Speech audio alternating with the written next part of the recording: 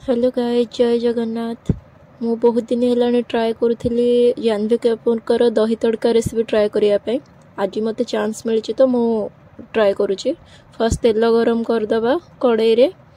Then आम टे जीरा नहीं जीवा, जीरा सोरिष ताकू टिके फुटेदवा। तापर से लंका पियाज रसुण सब मिसेकी ताकू टिके भाजीदवा। टिके समय भाजी सारा पर आपण चाहिए भी नाली लंका से सुखिला लंका भी नहीं पारे। हल्दी गुंड टिके पकईदवा। तापर से लंका गुंड मु अल्प नहीं आम घरे लंका कराई तो से बहुत राग से बहुत अल्प नहीं आपण हिसाब से ने टिके ताको मिसेदबा।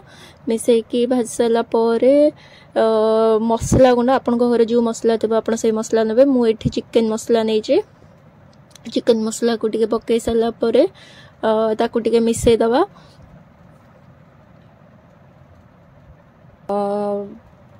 आम तो आप चाहिए जब मसला लाखी बोली टे पानी पकईद मुझे पानी पकईजे टिके भलरे कषिदबा। कषाला पर दही दही कौन करेंगे, दही रे टिके पानी मिसेकी टिके पतला कर सारे। पतला कर सारिकी कौन करेंगे से मसला पकईदे। मसला जो कषा होता से पकईदे। दहीटा को चलाउे ना दहीटा छिड़ी जीव। दहीटा को एमती जमती चलवा कथा एमती करके चलाउ। ये रेडी हो गला आमर दही तड़का। आपण ताकू अरुआ भात कि उषना भात आप जहाँ सहित भी खाइबे बहुत बढ़िया लगे।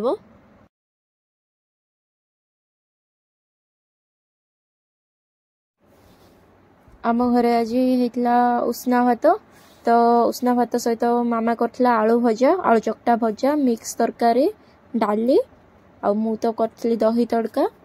तो ताको मु भात ऊपर पकई देछि एंड बहुत ही बढ़िया होता। बहुत टेस्ट तार बहुत भल था। आपण मैंने भी घर ट्राए करेंगे। आ कमेंट सेक्शन में जनइबे आपण मानकु केमती लागिला।